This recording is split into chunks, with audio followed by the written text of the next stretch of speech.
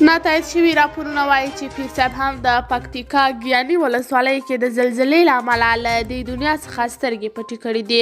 ویل کېږي چې د تېرې شپې زلزلې په سبب چې مرکزي خوست ولایت مربوط ښودل شوی پکتیکا په ګیان ولسوالۍ کې د کورونو د نړېدو له امله 12 کسان وژل شوي او ګڼ نور کسان ژوبل شوي دي. د پکتیکا له مرکز څخه بېلابېل د ژغورنې ټیمونه یادې سیمې ته پر لاره دي.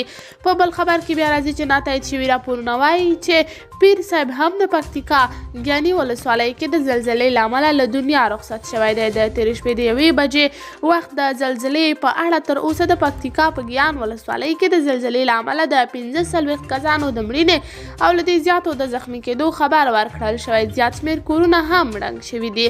د خوست په سپیره ولسوالۍ کې یو شمېر کورونه زیانمن شوي خو د مرګ ژوبلې خبر نه دی ورکړل شوی.